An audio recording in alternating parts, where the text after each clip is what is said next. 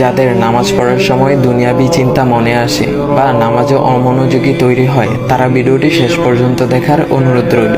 হযরত আলী রাদিয়াল্লাহু তাআলা আনহুর কাছে একজন ব্যক্তি এসেছে। তখন লোকটা বলল, হুজুর, আমার নামাজে মন বসে না। নামাজে দাঁড়ালে আমার দুনিয়াবি নানা চিন্তা আসে। হুজুর, আমার এই নামাজ কি আল্লাহ তাআলা কবুল করবেন? তখন হযরত আলী রাদিয়াল্লাহু তাআলা আনহা বলেছেন, না, তোমার নামাজ কবুল হবে না।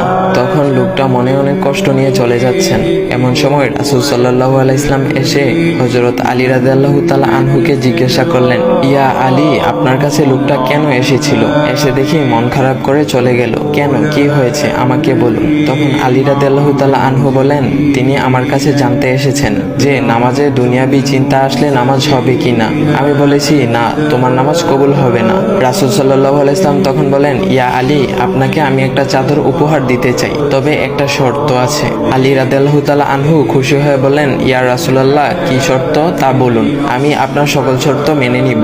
বুঝতেই তো পারছেন রাসূল সাল্লাল্লাহু আলাইহি ওয়াসাল্লামের চাদর বলে কথা। তখন রাসূল সাল্লাল্লাহু আলাইহি ওয়াসাল্লাম বললেন, ইয়া আলী, আপনি যদি এই মুহূর্তে 2 রাকাত নামাজ একনিষ্ঠভাবে পড়তে পারেন দুনিয়াবি সকল চিন্তা দূর করে, তাহলে আমি আপনাকে সেই চাদরটি উপহার দেব।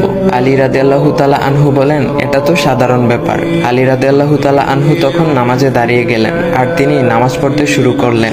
এমন সময় তার মনের মধ্যে শুধু ভাবনা চিন্তা আসতে শুরু করলো, আচ্ছা, আমাকে যে রাসূল সাল্লাল্লাহু আলাইহি ওয়াসাল্লাম যে চাদরটা দিবেন সেটা কি ফাতিমার চাদর নাকি রাসূল সাল্লাল্লাহু আলাইহি ওয়াসাল্লামের? আচ্ছা, চাদরখানা দেখতে কেমন হবে?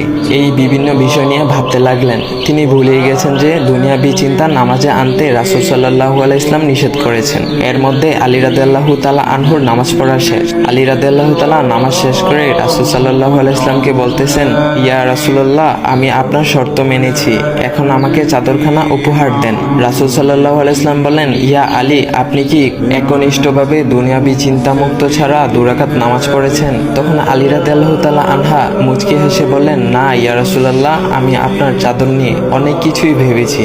তখন রাসূল সাল্লাল্লাহু আলাইহি ওয়াসাল্লাম বলেন, ইয়া আলী, নামাজ তোমারও হয়েছে, আর তুমি যাকে নামাজ হবে না বলে ফতোয়া দিয়েছ তার নামাজও আল্লাহ তাআলা কবুল করে নিয়েছেন। শোনো আলী, দুনিয়াবি চিন্তা দ্বারা নামাজ বাতিল হয় না, নামাজ মহান আল্লাহ তাআলা কবুল করে নেন। সকল ফরজ নিয়ম কানুন মেনে নামাজ পড়লে নামাজ হবে ইনশাল্লাহ। তবে আমাদের সকলের উচিত নামাজ আদায় করার সময় একমাত্র আল্লাহকে স্মরণ করে নামাজ আদায় করা। নামাজে দাঁড়ালে দুনিয়াবি চিন্তা মাথায় আসে, এটা শয়তানের একটা ফাঁদ। আল্লাহ তাআলা আমাদের সকলকে শয়তানের কুমন্ত্রণা থেকে হেফাজত রাখুক এবং সঠিকভাবে মনোযোগের সাথে নামাজ আদায় করার মতো তৌফিক দান করুক। সবাই বলি আমিন। চাইলে ভিডিওটা আপনি অন্যদের কাছে শেয়ার করতে পারেন, এতে অন্যদের ভুল ভ্রান্তিগুলো দূর হবে।